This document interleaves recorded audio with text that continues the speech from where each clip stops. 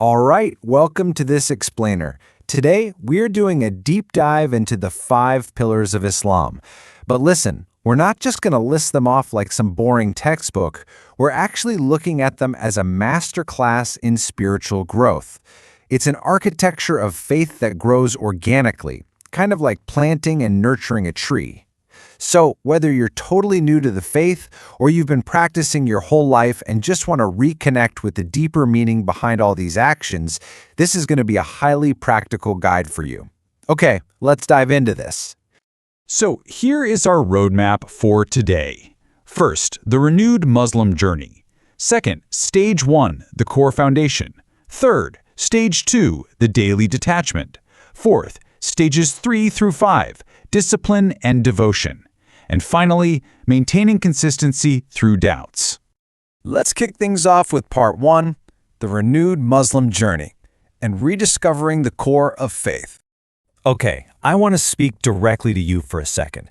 Have you noticed how ridiculously easy it is today to get totally derailed by trivial online debates and you end up losing sight of the actual foundational core of your faith?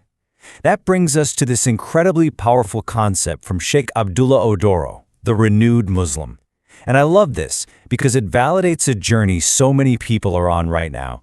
A renewed Muslim is someone who is maybe born into the faith, but is now consciously going back to rediscover and actually apply what it means as an adult. It's making that critical shift from the rote memorization you learned as a kid to true, deep understanding. Think of it like preparing the soil before you can even attempt to grow a healthy tree. Now, to really get this, we've got to look at reverting versus converting. Reverting, that's returning to your natural fitra, that pure, natural seed inside you that recognizes one higher creator.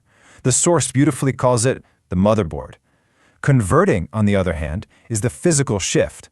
It's changing your day-to-day habits. It's transitioning from maybe only praying when you're stressed out to actively practicing your faith to nurture that seed. You need both, right? Recognizing the seed within and then taking the physical actions to water it. Moving right along to Stage 1, the core foundation. Belief before action. Because here's the thing.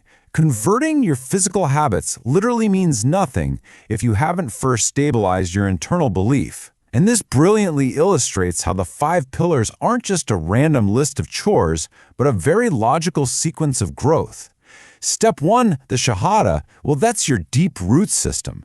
Without those roots firmly planted in the ground, the daily detachment of Salah, which acts as your trunk, and the branches of fasting, zakat, and hajj, they simply cannot stand. Let's zoom in on that root system for a second.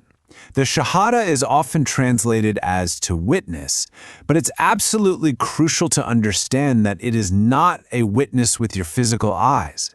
Actually, scratch that. It is the ultimate action of your heart, mind, and soul. It's acknowledging that the Creator is all-knowing and all-wise. When your roots are anchored in the understanding that God is all-wise and places things perfectly in your life for a reason, trusting and executing those remaining 4 pillars suddenly becomes possible. Up next, Stage 2, the daily detachment, finding peace in the Salah. 5. I'm just going to let that number sink in for a second. 5 times a day for the rest of your life. Once those roots are set, we grow the trunk of the tree, Salah, or daily prayer. Look, if you're newly discovering the faith or returning to it, 5 times a day can sound incredibly overwhelming, and it's completely valid to feel that way. But Salah isn't meant to be this dragging, heavy burden. It's actually a necessary daily detachment from the crazy stress and pressures of the modern world. It is the core strength of your entire spiritual tree. I really want you to slow down and reflect on this beautiful prophetic analogy from the Source. The prophet famously asked his companions, if you were to wash in a flowing river 5 times throughout the span of a day, would there be any dirt on you? Just think about the sheer power of a flowing river. Committing to these 5 prayers brings a constant, flowing spiritual purification. It washes away all the worldly dirt we constantly accumulate, acting as the daily, vital water that keeps your spiritual tree alive and thriving. So, how on earth do we actually make this happen in real life? Well, you establish prayer gradually. If you're a new or renewed Muslim, you have to adapt this to your modern reality. Are you a total morning person? Try focusing on the morning prayer before work. More of a night owl? Try making time for the evening prayer. Start with just one if you have to. Treat this as a marathon, not a sprint. The whole goal is to build that trunk gradually and sustainably until you reach the full 5 daily prayers. All right, let's look at stages 3 through 5. Discipline and devotion, elevating the soul and wealth. Once you have that sturdy trunk of daily prayer locked in, you naturally build up the stamina to support branches and fruit.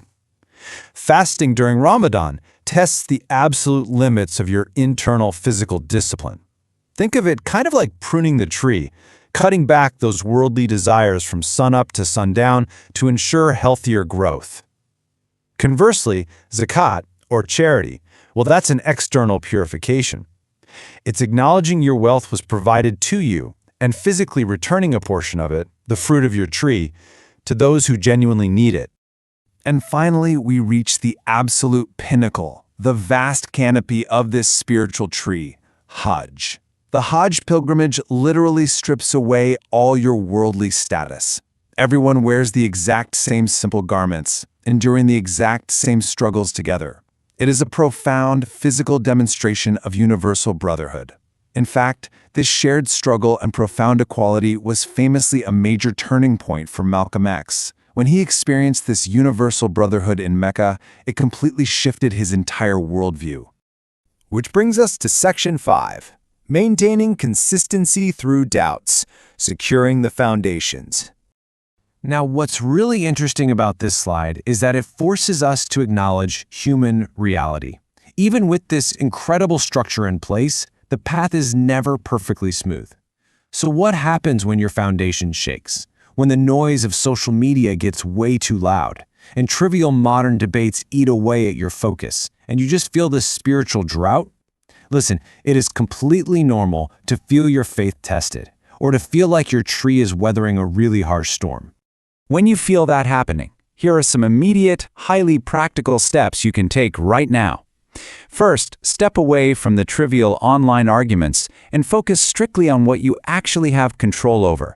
Go into your room in the middle of the night in complete privacy and make sincere dua or supplication. Put your hands up and ask the Creator to guide us to the straight path. And most importantly, close your eyes and intentionally recall that pure, pristine feeling, that original seed of fitra that you had when you first believed. Chase that feeling. This really brings home a profound piece of historical advice from Omar, who said, "Hold yourselves accountable before you will be held accountable." True spiritual growth isn't just about going through the motions every day. It requires deep, daily self-reflection. Before you go to sleep, hold yourself accountable. Ask yourself where you honestly stand and whether your actions that day truly nurtured your roots. So, here's what I want to leave you with today. When all that loud, worldly noise finally fades away, where do you stand? And more importantly, what small, gradual step are you going to take today to water your roots and rebuild your spiritual tree? Think about it. Thank you so much for joining me for this explainer. Until next time, keep learning and keep growing.